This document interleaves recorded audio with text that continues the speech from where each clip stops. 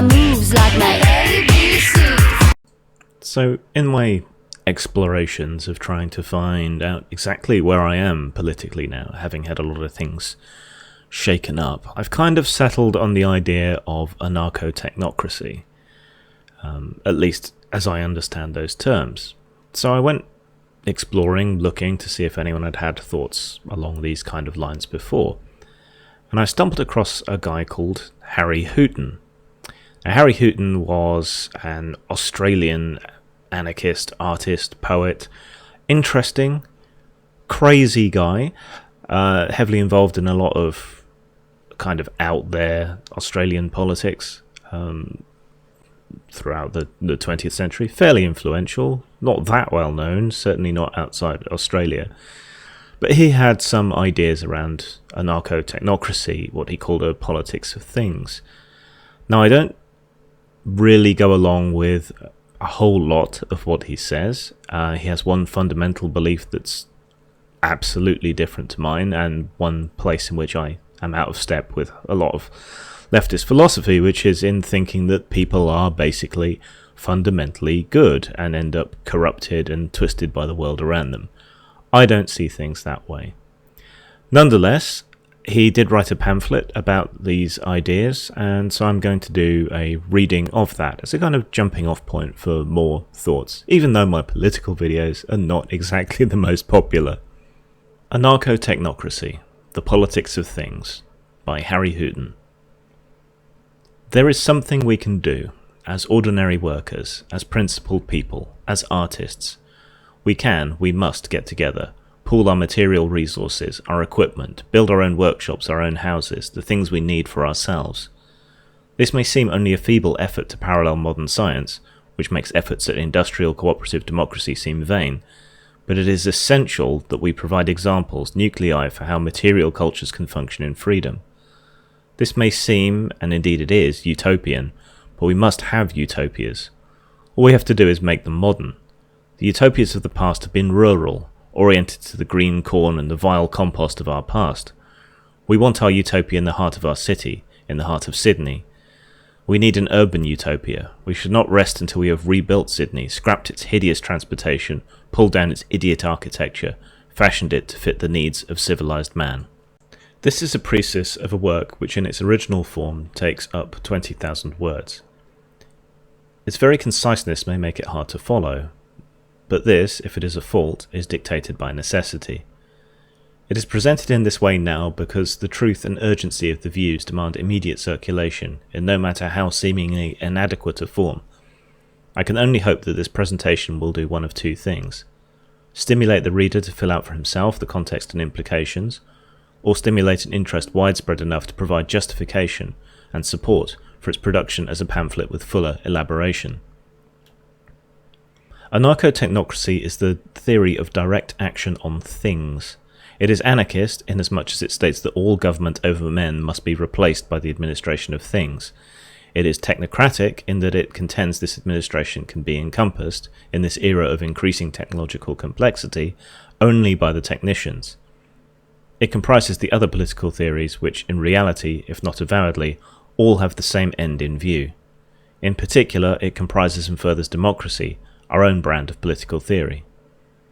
Democracy is not the rule of the majority of the people over a minority, which inevitably becomes the rule of a minority over the majority, a rule over the people. It is not self-government, the rule of the people over the people, which is a physical impossibility.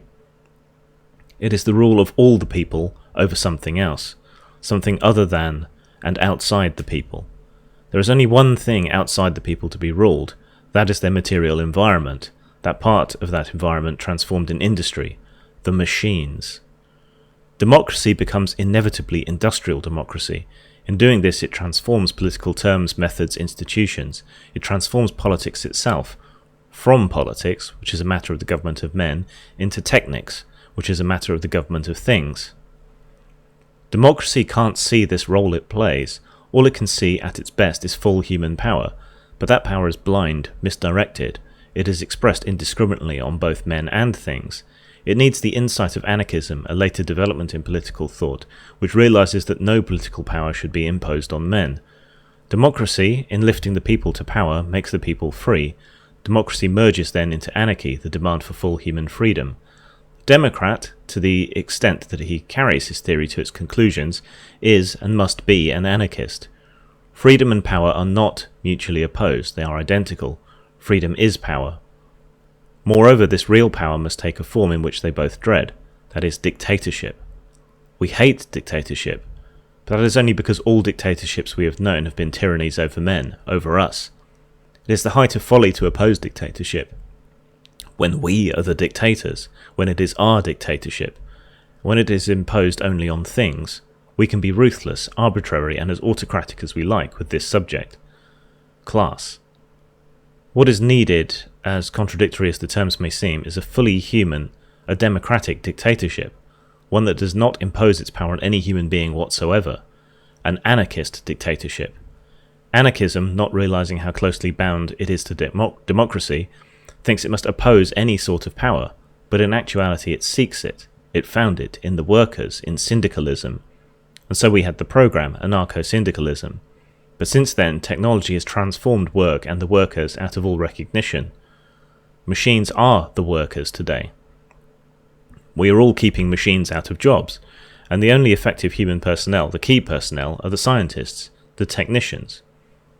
We might know an axe or a hammer or a sickle, but we wouldn't know the components of the uranium atom if we saw them. We can't see them. They are concepts of physics, mathematics. We depend on specialists, on technicians, and it so happens that they have their program, their movement, technocracy. And anarchism, if it is to keep pace with modern developments and retain its position in the vanguard of social advance, must ally itself with this movement. This new alignment is what I try to cover in the clumsy but accurate amalgam, Anarcho-Technocracy. These two heads are not contradictory, they are complementary. The technicians will rule things, the material resources of the community.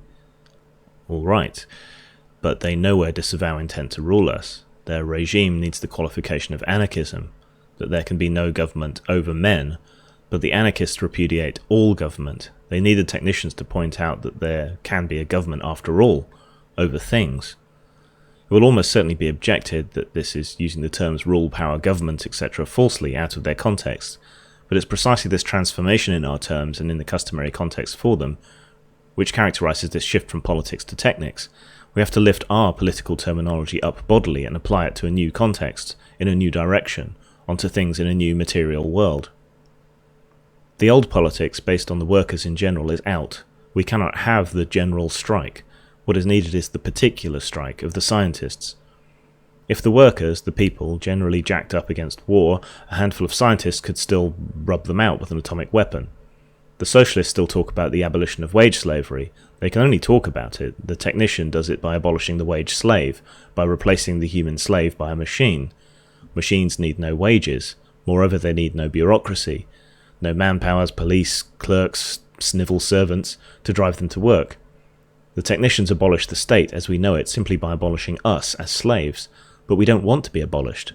We cling to our slave mentality, fight for our status as workers, as political subjects, as the people. We think the state will be removed, that we will remain to flourish. But while the people, while vast sprawling populations persist, the problems of decentralization, distribution, social service, etc., the welfare state will persist. The anarchists and communists say that the state will be abolished or wither away. Implied in this is that the people will continue to proliferate and prosper. This is an idiot, top-heavy travesty of all reality. We say, on the contrary, that the state, the new rule of the engineers, must be strengthened, and that the people will wither away.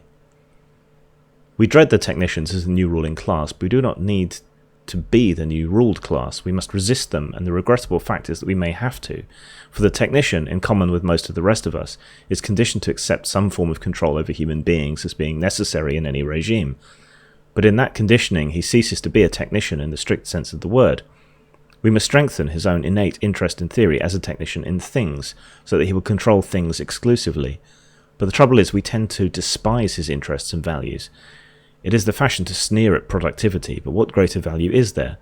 The man who can make a pot, or grow a turnip, or open an atom, is worth more than all the priests, all the politicians, all the psychologists who ever existed. This holds despite all the falsifications of the last 50,000 years. Productivity will hold up as a value as long as man lasts. It will be superseded only when man becomes more than man, when he is Superman, when it has succeeded in our scale of values by creativity. But the politicians and their idiot apes, the Lawrences, Aldous Huxleys, Mumfords, Toynbees, all our thinkers sneer at scientific production. The only sphere in which productivity reigns is that wherein it is not needed, in the mass production, in the reproduction of humankind. Well, the technician counts that out too. He doesn't need large populations to do his bidding. And we don't. We want a small society, one of quality, not quantity, in which every human being can be powerful and free. We need a small society, as Greek society was small, and like the Greeks we need slaves, a vast politically subject class to rule. We have this in things, in the forces of organized matter, in the machines. The engineers must rule. Who else could rule in a machine age? The golden philosopher king?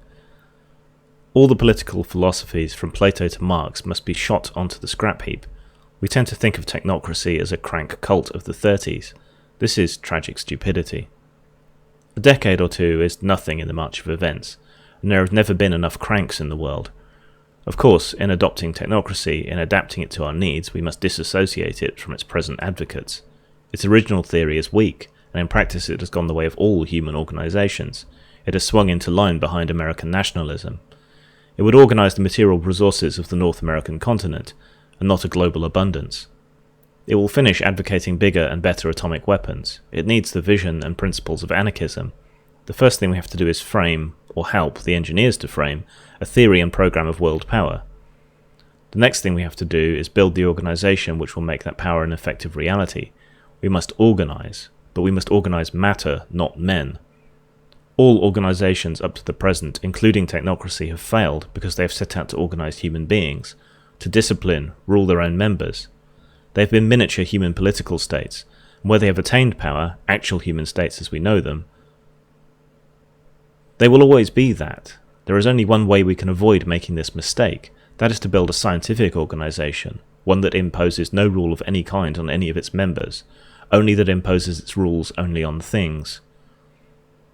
But, as I say, this can only be the briefest of introductions to this subject.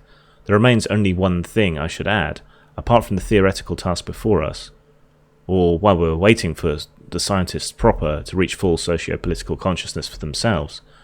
There is something we can do as ordinary workers, as principled people, as artists.